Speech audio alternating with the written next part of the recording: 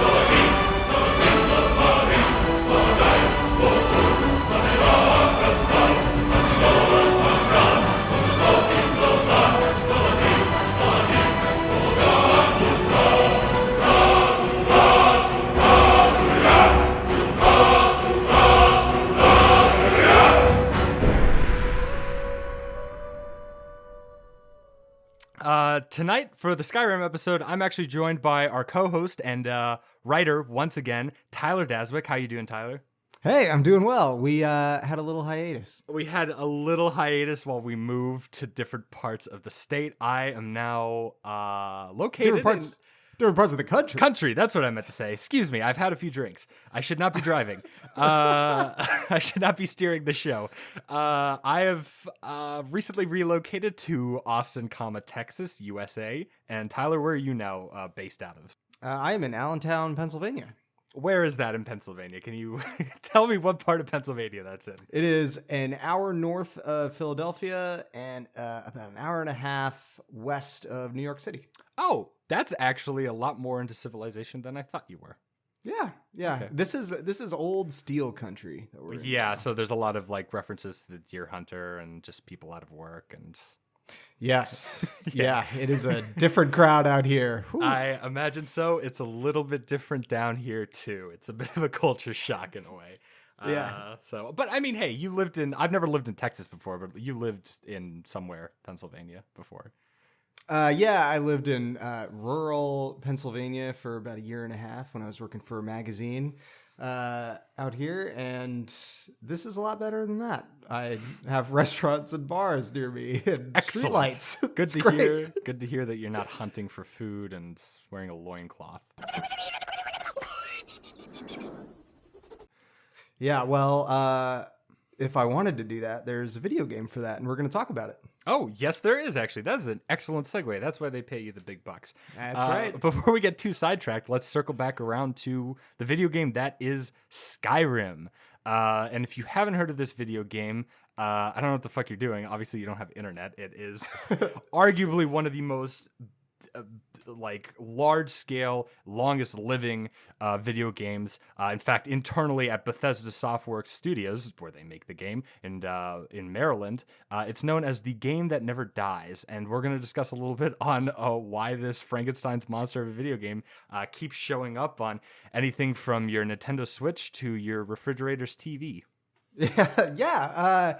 I think when we were thinking about the video game section of this series, this is one of the first games that we thought of just because it's so pervasive. And even though it came out in, 2011? 2011. It is an 8-year-old baby boy.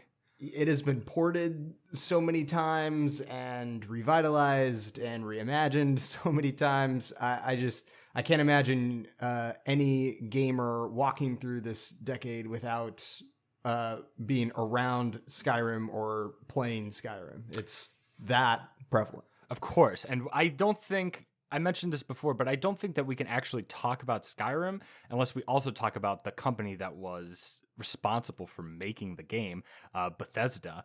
And if you somehow have managed to walk through the past decade of video games and not picked up a Skyrim game, a copy of Skyrim, there's almost zero chance that you haven't picked up at least some other Bethesda produced or developed game or one of their sister companies' games. I mean, this is a multi game platform entity that has permeated into every aspect of video game culture easily for the past 10 years. And as we'll talk about a little bit in the history of Bethesda, beyond that, well into the 90s. So if people weren't playing Skyrim, like, how else would they know Bethesda? Oh, well, I was going to get to this a little bit later, Tyler, but, Twist twist so my arm. Just so people know what they're getting into, Twist my arm, Tyler. If you haven't managed to play Skyrim, maybe you've played any of the previous games like Morrowind, Arena, going way back to 1992. Oblivion is another one of their huge games. Daggerfall, if you know anything from the Fallout universe, from Fallout 3 onwards. That is another humongous chapter of Bethesda. If you happen to like Dishonored, also technically tied to Bethesda. Yeah, I didn't know that. Arcane Studios, but it's actually produced by Bethesda. I think ZeniMax technically, but ZeniMax and Bethesda are sister companies, so they are technically still the same entity. Oh, wow. So Dishonored's a big one, and if you're a big fan of Doom, as we've talked about before, and of course the Wolfenstein series, which has now kind of been revitalized into a new franchise, and they actually just released their third game in this series. I cannot tell you the name of it because it ended up probably not being the best game, but it is New Blood. No, not New Blood. Something. I'll put it in the annotation. Hey, well, we know Wolfenstein. We know Wolfenstein. So yeah, I mean, if you have somehow not seen any of these games or played any of these games, strap on in, because we're going to go through the history of Bethesda, leading all the way up into Skyrim and maybe a little bit beyond.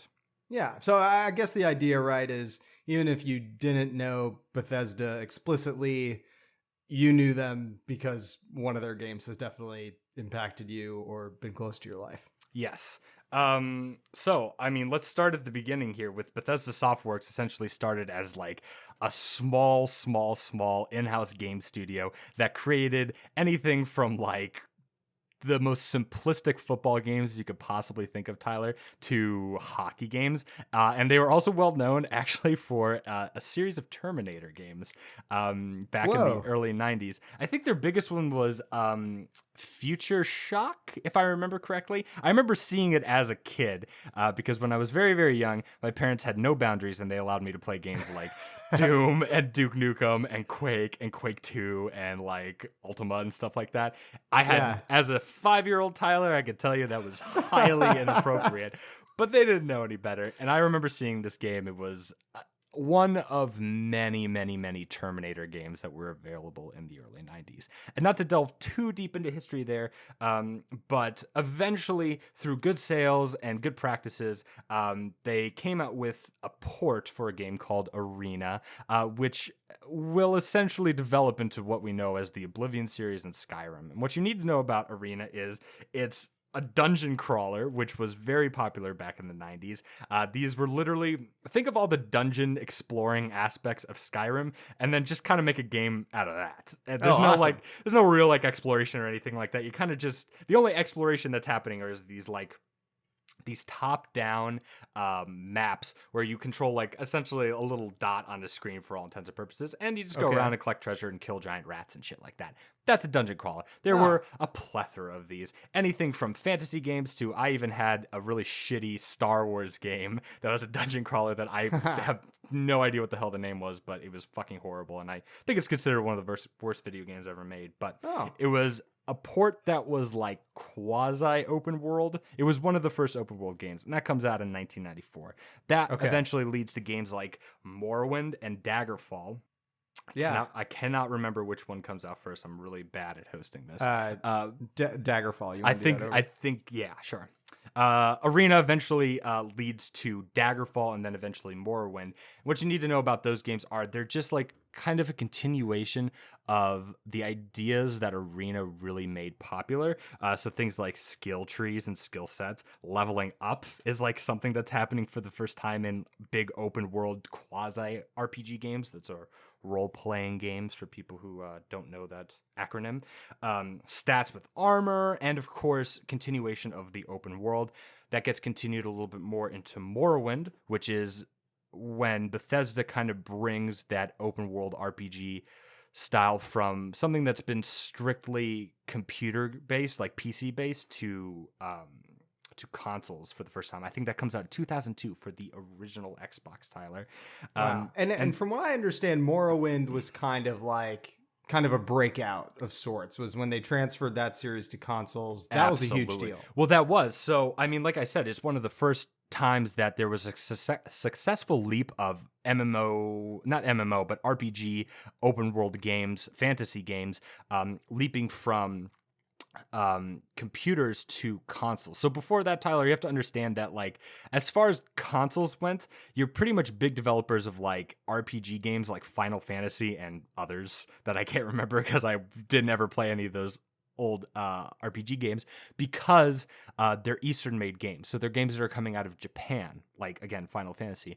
Okay. Those games they're for a particular taste, I will say. I'm not a huge fan of like Eastern storytelling, and unfortunately at the time, Western developers, so like in the US, Canada, and stuff like that, were not able to make really mature, I guess you could say, RPG games, especially not on console. This was strictly something that could be done on PC. So jumping to being contacted by Microsoft to make the game Morrowind for the console was a huge deal. It essentially opened the doors for other RPG games, like eventually we would see Fallout, obviously, but another big one at the time was Fable, the Fable series. Oh, wow. I haven't thought about Fable in years. I haven't thought about Fable since I'll bleep out his name in the post-production in high school, because he was a big Fable fan. Yeah, wow. But yeah, it opened the doors for other RPG games to really come in and spread their legs. And it's because of Morrowind. And Morrowind is, like you said, heralded as this champion. You could do anything in that game, Tyler. I didn't play it that much, but I did play bits and pieces on friends like consoles and stuff like that. And you could break the game, and the developers would allow you to do that. There were certain things that you could do in the game, like certain quest trees or maybe dialogue options and stuff like that you could do with characters, where a message would pop up being like, "Hey, this is cool. You're about to break your save. Are you sure you want to continue?" It would give you the option to just go rogue and just be like, fuck it, yeah, sure, I don't care if it breaks my save. Like, I want to see this person fall into the pit or something like that, right? It was that in-depth that it really allowed you to do anything, and because of that, it was considered, to this day, I forget where I heard this or read this, but it's considered to this day as Bethesda's crowning achievement. A lot of people say that Bethesda went downhill after Morrowind in 2002. Whoa. Well, think of it this way. So they follow up Morrowind with a very well-known title, Oblivion. Yeah. And if you haven't heard of Skyrim, then you've probably at least heard of Oblivion. It was, I'm not sure if it was a launch title for the 360, but it was a next to launch title. So it came out like a couple months after. But what it did was it took the fantasy elements of Morrowind and made them more accessible to everyday users. It really took like a really technical game on the console and made things like skill trees and menus and stuff like that, which are very, very difficult to port over from PC to console just because of the nature of the two different machines.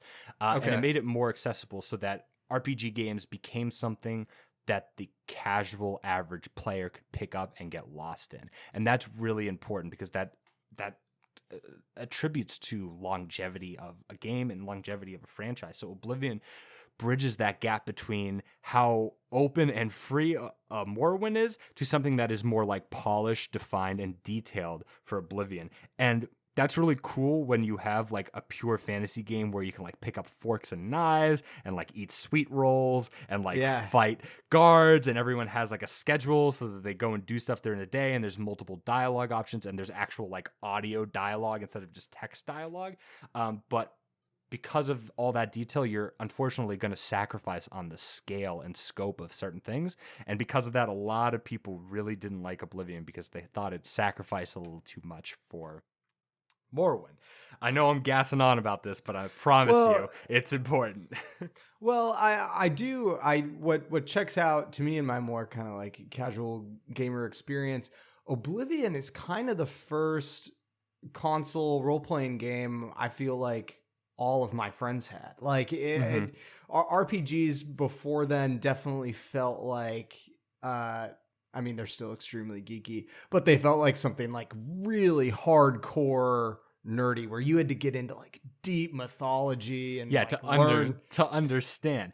And in a funny way, we've gone full circle to that, right? Yeah. Like right. if you look at, and this is not video game, but if you look at the MCU, Marvel Cinematic Universe, like it had the same sort of life cycle where it was like, okay, we're gonna have like a couple of like weird Marvel movies like The Punisher or the Sam Raimi like Spider-Man movies, and then someone came along with Iron Man and they're like, hey, we can actually like make a universe out of this. It can be something where the casual person can pick one branch of superhero that they like. Say they're really into fucking Hawkeye for whatever dumb reason.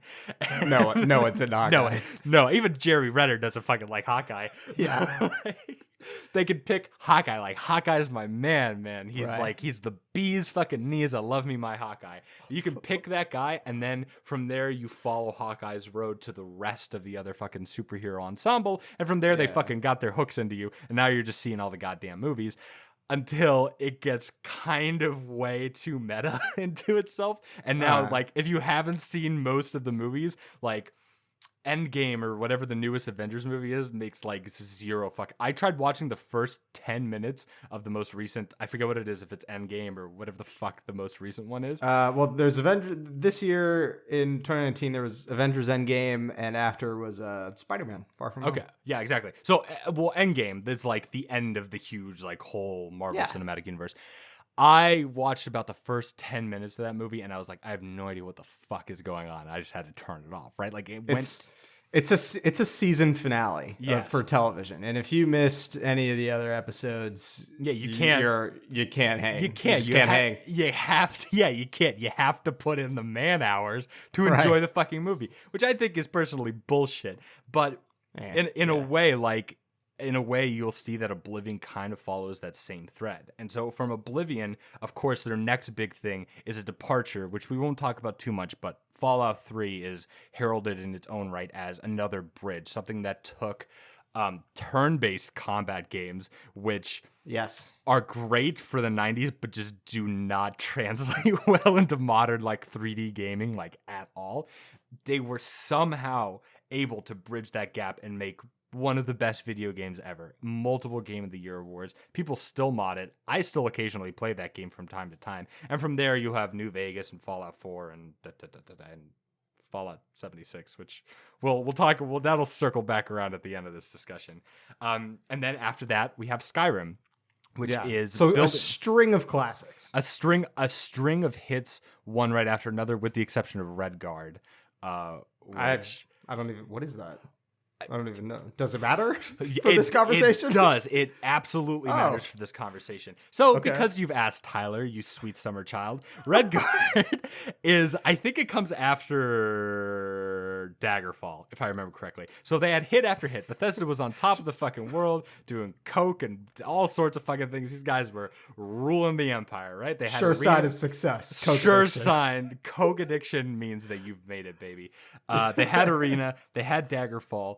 And they come out with Redguard, which is this really, really ambitious game, which is essentially bridging the gap between Morrowind and Daggerfall. So a little bit more detail, definitely more ambitious, definitely the gooniest fucking game ever made. It just like it missed a lot of marks.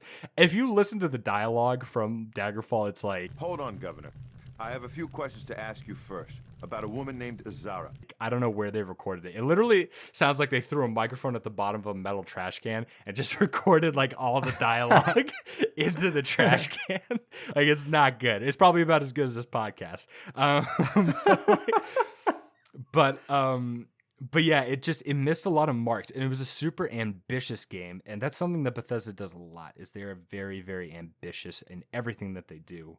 But it almost cost every single person there, including Todd Howard, who was attached to all these games. From Arena onwards, Todd Howard, who is now kind of the face of Bethesda, is attached to these games is in one way or another. Redguard almost got everybody at the company fired. I think after Redguard they were down from like 45 employees that they had done with Daggerfall to 6 employees because it had almost bankrupted the company. And so that's what leads into Morrowind of we really need like a winner here or else we aren't going to have jobs next year. And then they were able to pick up from the failure of Redguard, which had taught them a lot of valuable lessons about design, and go on to make more hits after hits. So Redguard is definitely a game that nobody remembers for good reason, but it is going to be important for later on in this seminar, Tyler. In this it is a seminar. This is a lecture. I'm going to teach you. I'm going to teach you. I'm sure everybody who clicked on this video has already fucking clicked to like a cat video at this point. But after Fallout 3, of course, we have Skyrim, and from there, I guess the rest is history. Like you said, hit after hit. So you've played Skyrim, right, Tyler? Yeah, I have a copy of the game. Okay, well, you've played it. I have a copy of Fallout 76. I haven't played it. Holy shit. I've played a lot of Skyrim. Excellent. What do you like about it? Tell me in like 2 sentences. What makes Skyrim Skyrim? I like sneaking and I like archery. Yeah, pretty much. It's the only way to survive in that game. Yeah, the only way to play, really. No, I think my favorite part of the game is the world that they created. It goes so deep that there is a certain threshold I hit where I'm just not going to pass it. Like, I'm not going to read the books. Like, the game has books in it that you can read about the game. Like, I don't go there, but lots of people do. I just think it's so fun to kind of abandon the story mode, go off, do a bunch of side quests. There are tons of interesting characters, lots of interesting landscapes. So I just kind of feel like an explorer, and so I love the freedom that it gives. Literally from the very beginning, you can go anywhere you want, and you just never know what you're gonna find over the hill, over the mountain, or down in the dungeons. Like, it's pretty incredible, and you can wander for hours and hours and hours. So that's the freedom is the appeal for me. Yeah, absolutely, and that again comes from this long pedigree of games where they were able to give more and more and more and more freedom every single installment leading up to Skyrim. Like, what people love about the game is not just the scope and scale. Like, if there's a mountain vista in the distance, if you can see it, you can get to it. Like, you can climb that vista, and there might be nothing up there, but there might be like a lair that has like a rare weapon down in the bottom of the depths of this huge thing that you have to fight through, and like one dungeon could be its own fucking game. And here you are, just one out of 150 dungeons, Tyler. 300 unique locations in that game. You have hundreds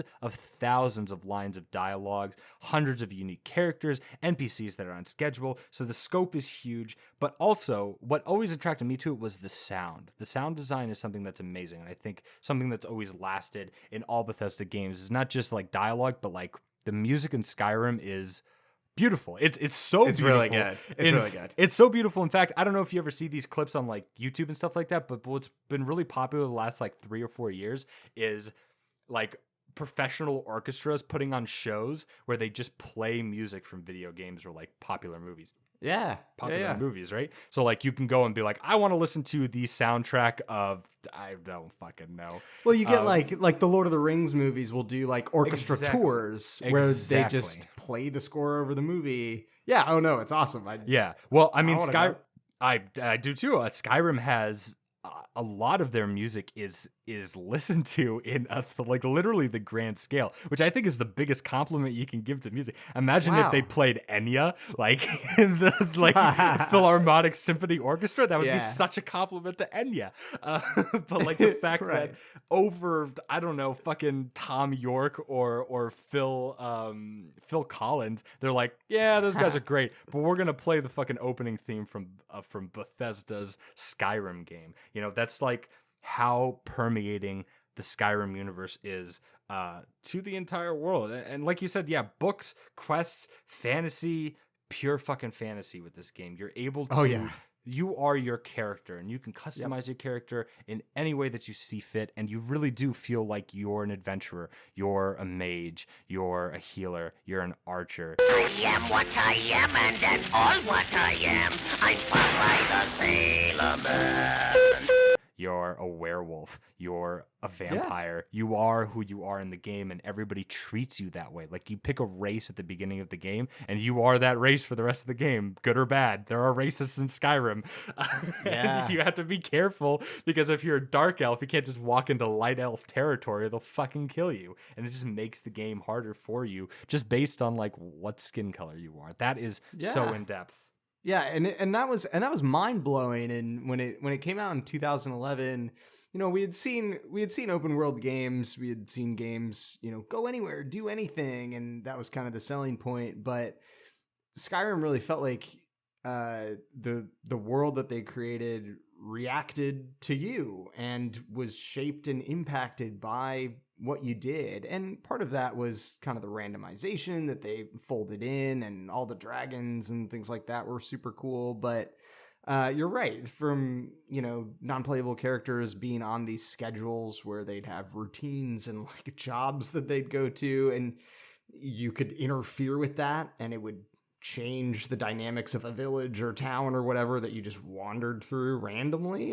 That was really cool. And it was the first game I feel that permeated at like a popular level where even someone like me took notice and was like, oh wow, this is doing something I haven't seen before. Mm-hmm. Yeah, and because of that popularity, literally to like pop, the way that pop culture is pop, again, like we say this all the time, it permeated everything. Like, it's easily the most memed game ever. Oh, yeah. What's the most famous line from Skyrim? Everybody knows it, even if you've never played the game. Took an arrow to the knee. Like, arrow to the knee. That is ubiquitous. There's little kids in fucking North Korea that are going around saying arrow to the knee, like fucking like short round for fucking Indiana Jones. Like, people know that line. People know what a sweet roll is because of Skyrim and nowhere else. And that's fascinating. That's amazing. And part of the reason that it's able to become so memeable is because just as the player is able to feel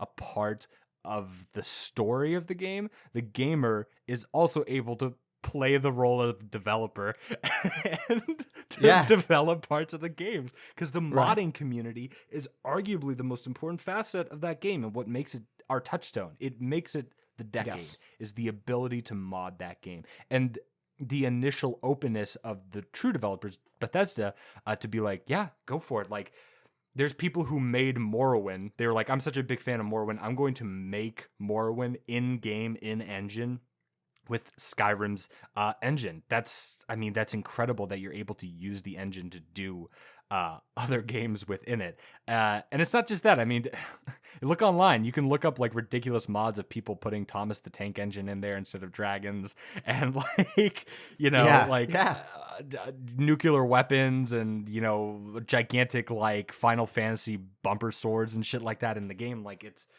anything that you as a player could dream up, you could put in the game. And so it transcends not just being a player in the game, but actually customizing the game to be what you want, in a way that somebody like customizes a car.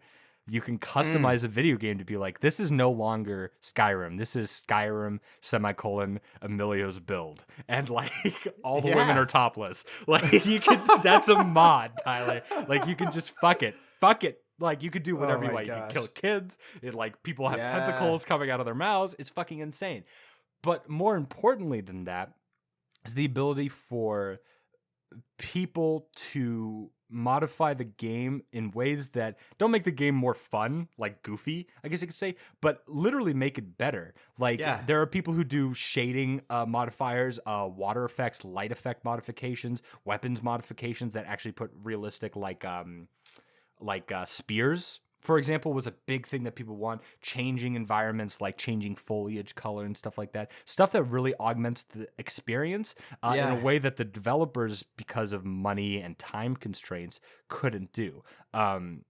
And so I kind of want your opinion on that. Tell me a little bit about like why you think what do you think is going to happen with these modifications, right? Like, because they seem like such a good thing that could only be a source of good for this. But I don't know. What do you think? Well, I think when we were selecting this game, and so I went into the research for the magazine, modding kind of became the general arc of what Skyrim's place in this series was in terms of the magazine, because kind of how we've started to see everything is the 2010s were all about popular culture having a mastery over the internet, or so it thinks, and how that affected the way we do everything from watch movies to watch TV to play video games to listen to music,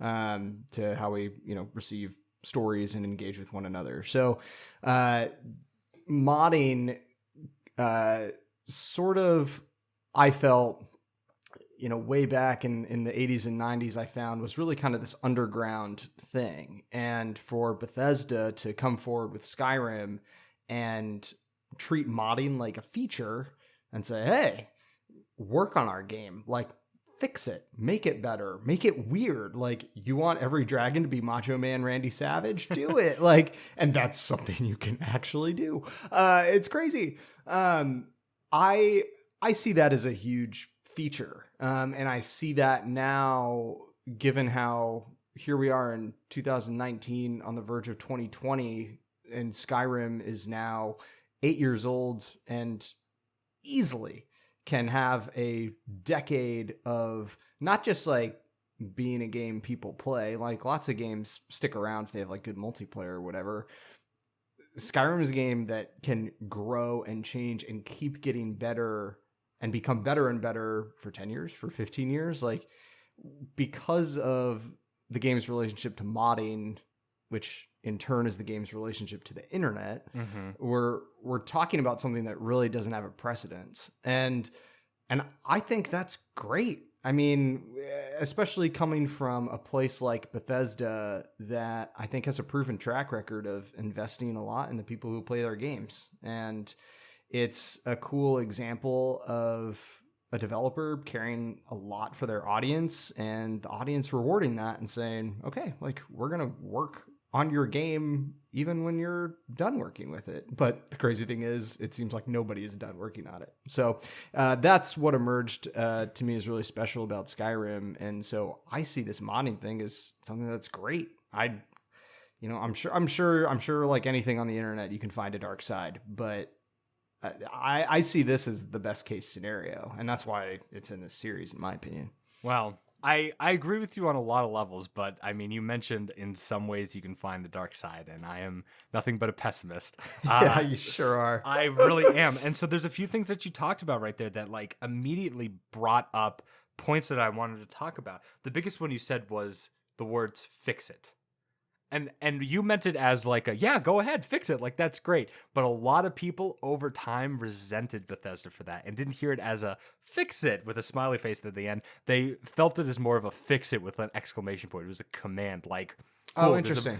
There's a broken part of the game, fucking fix it. Like, we'll wait for a mod to come out. Obviously, like, they're obviously not that like mean about it, but a lot of people they do have a track record of releasing games that are really buggy and need a bunch of patches. So Yes. Okay, and that was not necessarily a feature of the game, but like, because of the nature of these huge open world games and how big Bethesda is, because for a long time it was such a small studio. Right now it's huge. There's 3 major offices, even one here in Austin. These guys are making huge titles. Like I said, they got their fingers in a lot of pies, but even up until Skyrim, it was a small development team. And yeah, okay, they had a quality control department, but they aren't able to catch every bug, like, you can put baskets over people's heads and steal gold. And like, Yeah. I clip through that game more than any other game. And that, with the exception of Fallout 4, that game crashes on me more than any other game, right? Mods are able to ameliorate that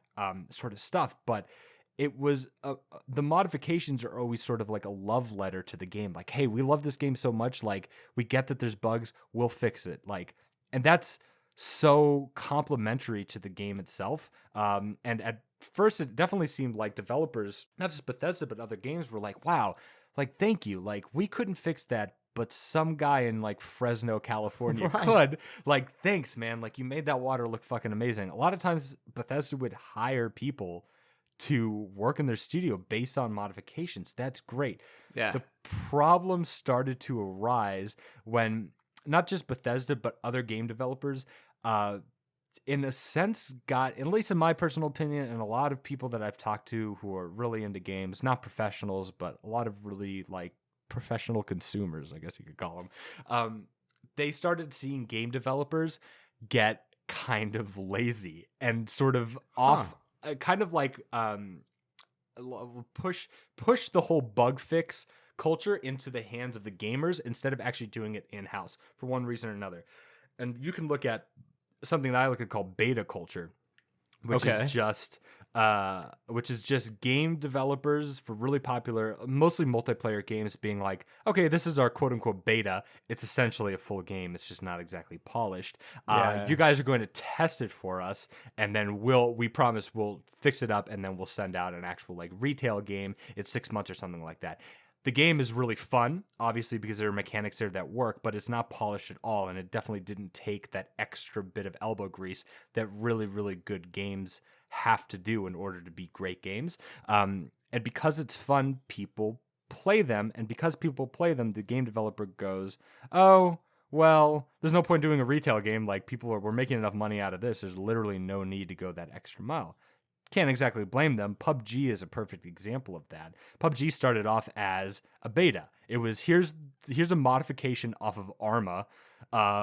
So like PUBG wasn't even its own game. It was literally a mod. And they were like, we are going to, we're going to pair up with this Chinese company, and we're going to develop a full retail game. In the meantime, here, test the beta for us. The beta is the full game. I don't think they even ever came out with a true retail game. They put a retail like thing on it, but like it didn't change anything from the beta, right? I think that honestly starts from this mod culture, from Skyrim and others, of course, but Skyrim being the big one. And then another thing Bethesda did was eventually they made a marketplace. And that was seen as a big no-no from modders, because for a long time, games like Skyrim, Fallout 3, New Vegas, Fallout 4, which had huge modding communities, you were able to, well, you couldn't mod outside of on a console. If you were playing any of these games on Xbox or PlayStation or whatever, you couldn't really buy mods for it, obviously, because those are enclosed systems, and you can't really get into the nitty gritty of the Xbox without like jailbreaking it and stuff like that. Right? Yeah, like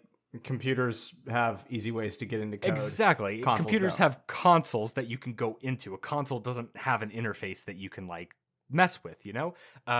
It's just whatever the developers leave in there. So like if they have a map maker like Halo 3 or something like that, that's about as good as you could get.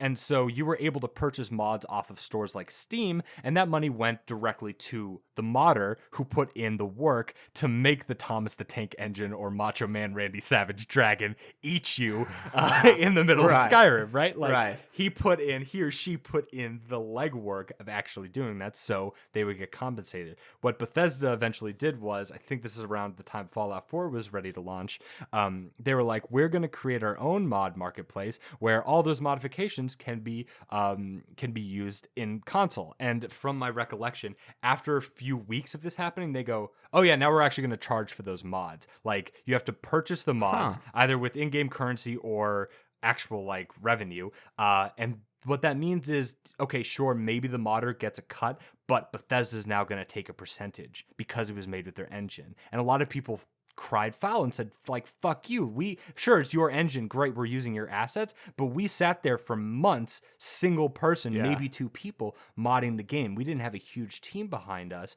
Like, it's not fair that you're taking, like, our hard-earned money, even if they use their asset. Like, it was encouraged before by the game studio. And now, once they saw that it was a marketable thing, Bethesda and ZeniMax, I'm sure this was probably, like, the suits up top were like, we want our fucking cut. And so that really drove people over the edge. And that, again, is what I think was the longest lasting legacy of Skyrim. You know, you can look at the memes, you can look at the goofy fucking like glitches and stuff like that, sure. But it was the modding, the expectation of mod, and then the charging off of that work that other people were doing. So like they literally were like, cool, like we're so thrilled that you guys are making a mod. And then they realized like, oh, cool, like they're actually doing a lot of work here, like this is great. And they're like, oh fuck man, they're making a lot of money. Why aren't we making some of that money? And that's how it progressed. And that's what you see in other games like PUBG or in a way Fortnite or any of these huge games as a service games, which we've talked about in previous episodes. Right. Games as a service is something that is rampant. Like games are lousy with that sort of mechanics nowadays, and they're seen by a lot of people now. At the time it was happening, a lot of people didn't disagree with it, but now as it's become more and more and more about making money and less about making an actual artistic product, there's a lot of backlash. We've talked about it before, but EA's Star Wars Battlefront, Mass Effect Andromeda's the same way. The new Call of Duty games there's a huge now pushback to a more traditional Call of Duty game. Like we're seeing the new Modern Warfare's coming out. It's a huge departure from what they just did with Black Ops 4, 3. I don't know what the fuck it was, but I think they're on 4 now. I think it was 4. Like it's nothing. It's prefab gaming, and in a way that concept that I talked about 3 episodes finds its roots here in Skyrim, in the modding community, because in a way modding is prefab. You're using assets that are already there, and that's fine if you're a single person in your bedroom toiling away trying to make a vision happen that you really want. But it's another thing when the game developers take that idea, that low concept idea, package it and say like, oh, this is a full game. They're essentially selling mods as full games now instead of games that have modifications to it. It's like you ordered a Ferrari and you got a muffler instead. Like it's, you ordered the car, but you got the mod instead. And they're telling you like, no, this is the full car. Wow. So are they still charging for mods right now? I don't know. I'm not a huge modder. I used to be when I was really young, back when I played console games. I didn't know that. I wasn't like, I was just a kid, honestly, goofing around. I'm sure they were all shit. But like I was very good with environment. I did a lot of environmental modifications for games like Age of Mythology and Age of Empires, and oh hell yeah, a lot of turn-based, just because it was really easy. Like if you wanted to do environmental and that stuff, it was literally like paintbrushing. But I really enjoyed it. So I don't know too much about the modding community now. I think a lot of it's, on consoles, it's like, I think what they do is they just take mods that have been made on PC and then package it for console. So literally take someone's idea, brush it up a little bit, and then stick it on the mod marketplace. But that's, that was one of the huge first missteps that Bethesda did. So they were coming off of Skyrim. They created Fallout 4. There were things about the Fallout 4 game that people really didn't like. Mainly that now your character could talk, which meant that there was a lot less dialogue that could happen in the game because you have to put in that extra time to capture that dialogue for the main character. So yeah, and it takes away a lot of personalization too. It does. I love Fallout 4, but I don't feel like my main character. I feel like I'm just playing. It's more like Mass Effect 1 and 2 than it is Fallout 3, really. Yeah. And a lot of people, that's why they play Fallout, is to kind of have that sort of avatar sort of experience where I can enter myself into this post-apocalypse world. Exactly. It's like around. a second life, but in like post-apocalyptic DC, right? Yeah. So there's that big misstep, and Bethesda had always pushed for games as a service in a way as well, because they had subscription-based games. They had the Elder Scrolls Online, which if you forgot about that game, I haven't thought about that in a while. So did most other people. It's just there's nothing there. Like it's empty. And it's weird because you think they would have learned from that and been like, okay, we can either stop making these sort of like subscription-based games, or if we are going to make them, then we really need to flesh this out. And so after the success of Skyrim, after the very positive success of Fallout 4, because despite the problems of Fallout 4 that people didn't like, it's an awesome game with a lot of customization. Oh, it's definitely good. Yeah. You have the workshop ability. You still definitely feel like your character, just not when he talks or she I think talks. it also just plays great. It's good. The gunplay is awesome. They were able to take the lessons of Fallout 3, which had terrible gunplay, and Fallout New Vegas, which had substantially better gunplay, and make Fallout 4, right? They were coming off of that, and then they ran into some problems. So I mean, if you don't know, we've talked about it before, but Bethesda, well, Tyler, why don't you actually introduce this? I'd like to get your perspective on Fallout 76. Yeah, well, Bethesda's latest turn, I mean, they had this string of hits. They had Oblivion, they had Fallout 3, they had Skyrim. Fallout 4 was hugely successful, even though it tried some things people weren't super crazy about, but it was a super successful game. They announced another game in the Fallout series called Fallout 76. And as far as we could tell from our position way over here, there's a reason that both of us, huge Fallout fans, haven't played this game. It essentially tries to bring a massive multiplayer online experience, like an MMO style experience, to consoles, where you are sharing a Fallout style open world with a bunch of other real people. And if we know anything about online multiplayer, it's that everyone you meet is a huge asshole. So it was basically throw a bunch of assholes onto one server and see if we could encourage them to get along. Spoiler alert, you can't do that. That's not how people have come to play online video games.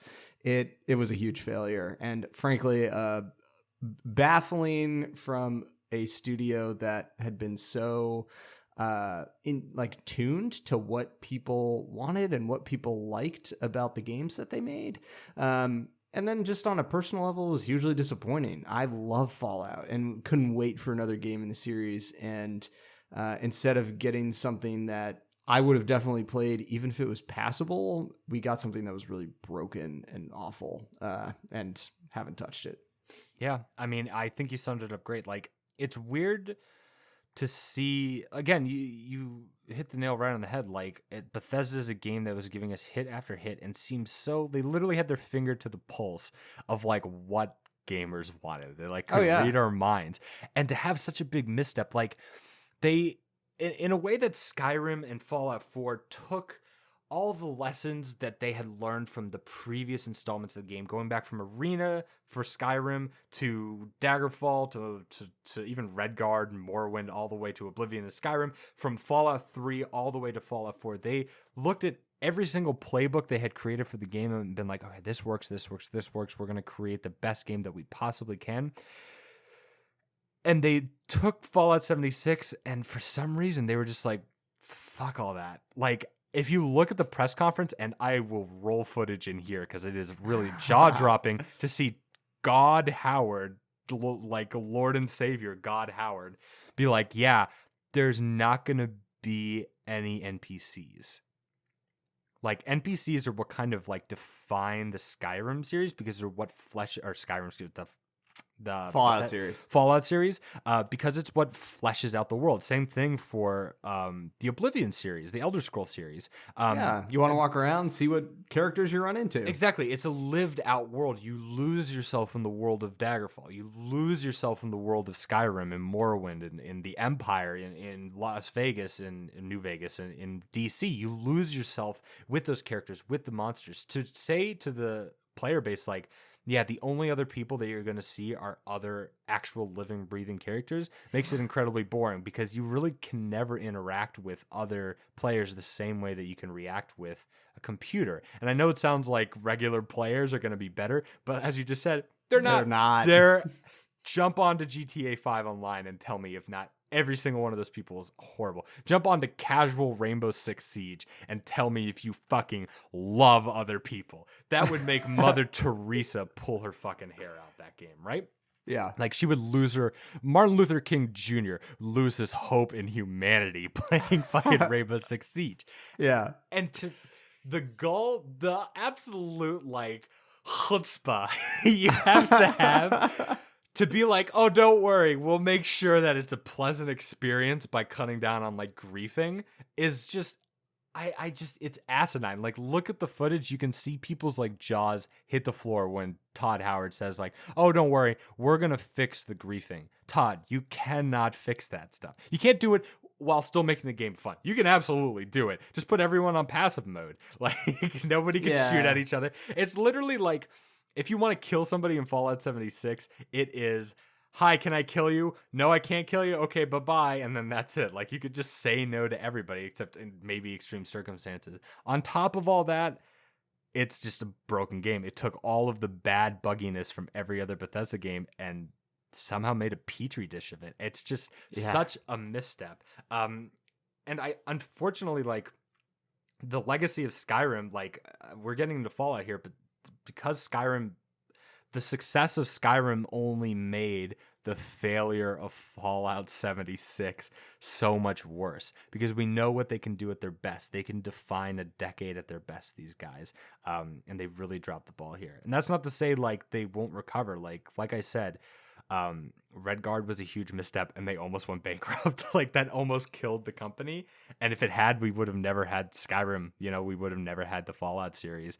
Right. So it's not to say that they can't come back from that. What I think is going through a lot of Bethesda higher ups minds, in Todd Howard's minds, is he had an idea of what Fallout 76 could be, something very ambitious, and he failed at it. And yeah, I mean the story of the Bethesda, idea had never been attempted before. I know, it really hadn't, and you know, it lends itself to the story of Bethesda, because the story of Bethesda, the story of Skyrim as a whole, is its massive ambition from the beginning of the series to the end of the series. Yeah, I mean, do you think then, kind of look forward at the end here, do you think Skyrim is a blip where, oh wow, that was, you know, kind of the peak of Bethesda's success, and from there they couldn't recapture that? Or do they go back and say, okay, there is a reason this has worked for almost a decade?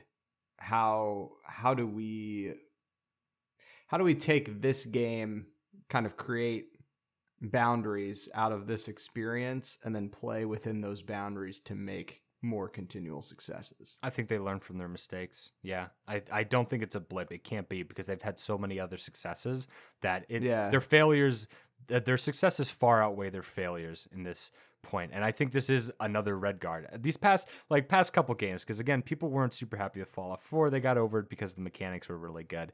But people were definitely not okay with Fallout 76, and it showed. And then Bethesda just came out with the new Wolfenstein game. It doesn't look like that one's going to do too hot either. They've had a couple missteps. I think what we're going to see, hopefully, is them learning from these mistakes and maybe fulfilling those ambitious ideas that they had, that they fucked up on Fallout 76 and parts of Fallout 4 and stuff like that. I think, for better or worse, we have another Elder Scrolls game coming out in the near future. And, you know, like I said, I'm mostly a pessimist, but in this case, I am extremely optimistic. Like, I don't think we've heard the last of these guys. I think they're beaten. I think their tail's tucked between their legs. But I think they kind of just need to go lick their wounds, figure out what's going to work and what's not going to work. And I think they're going to give us something.